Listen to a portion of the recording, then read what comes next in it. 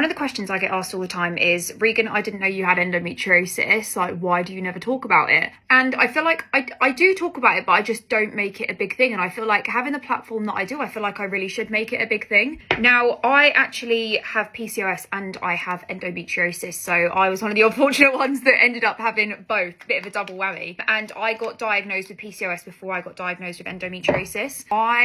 I was very fortunate that I was in a privileged position that I could pay to go private to get that diagnosis. It started getting symptoms when I was quite a lot younger. I say having intercourse quite young. Like I had a boyfriend when I was younger, having intercourse, and I found it extremely painful, and I just didn't think anything of it because I'd only ever been with one person, and I thought that was kind of normal because you don't really get taught a lot about anything to do with this, and I thought that was quite normal. I was on contraception for majority of that relationship, that I thought that was normal, and that's just what happened. And it wasn't until I started going out with Ollie, I'd say a little bit before that, that I was really starting to notice those issues. It's hard to differentiate what symptoms were endometriosis and what symptoms were PCOS because a lot of them are very similar. I gained a lot of weight, and I do put part of that down to lifestyle, 100%, but I also do put some of that down to I was on the implant at the time, and the implant for me just made me gain loads of weight, and also that it turns out my PCOS was insulin resistance, so that made it really difficult for me to lose weight. I had quite a lot of hair growth, like I even do now. I shaved this morning, I'll be completely honest, I shaved this morning,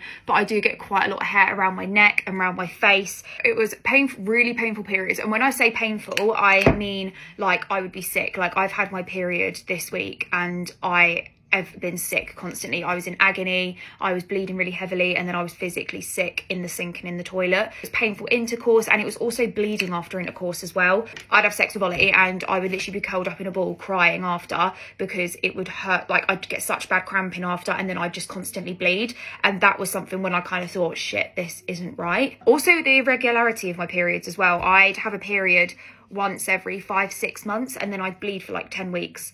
And then I'd stop, and then it'd be another 5-6 months, and then I'd bleed again, which obviously is not normal. So I had been back and forth with the doctor for about a year or two about this, and my GPs, they are lovely, my GPs, but they just said, oh, it's periods, you're fine. Didn't get a referral. And then it wasn't until I got to the point where I was in agony. Like when I was having a period, I was in absolute agony.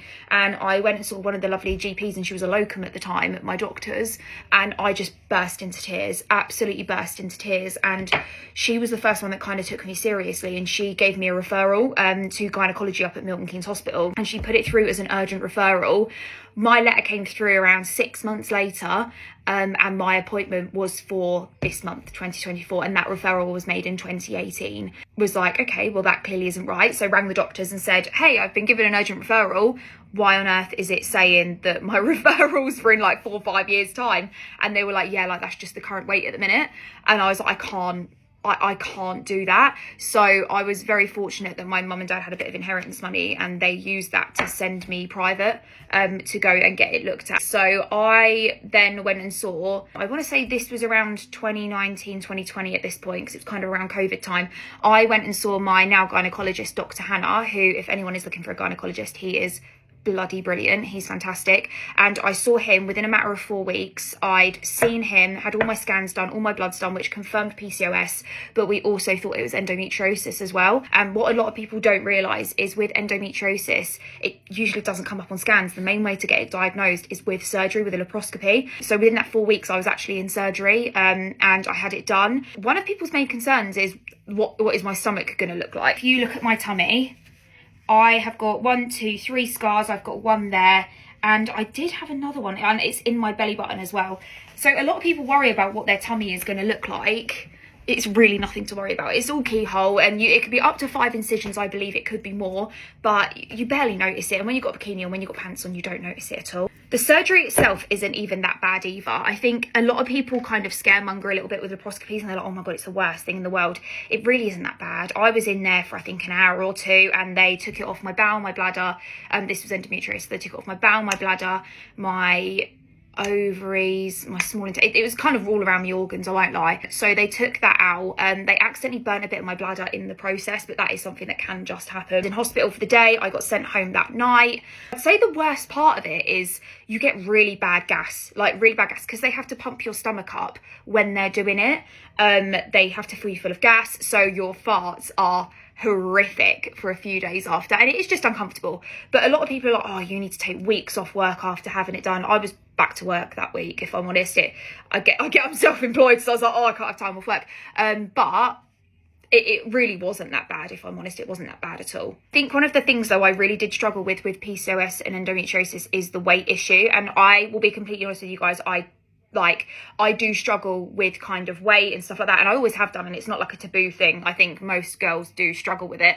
I really struggle to lose weight, and I now know it's because of the insulin resistance. I know now that's why it was. A lot of people say, like, how did you lose weight? I went from 15 stone when I was about 17, and now I think I'm like 10 and a half, I want to say. And I will be completely transparent with you, I took weight loss medication, and that's, again, you know, I'll always be really honest. It's not something like, oh yeah, I've done it all naturally. I didn't. The GPs gave me different medications to try. I had Ozempic, I take Wegovy. I was taking Wegovy to help with that, and that was the only thing that I had that made me lose weight. And I think a lot of people have the misconception with like Ozempic and that you can only take it if you're a diabetic. That's not the case. You can take it if you have PCOS, if you have anything like that, because certain types of PCOS are to do with your insulin production. They are to do with insulin resistance. I also had metformin.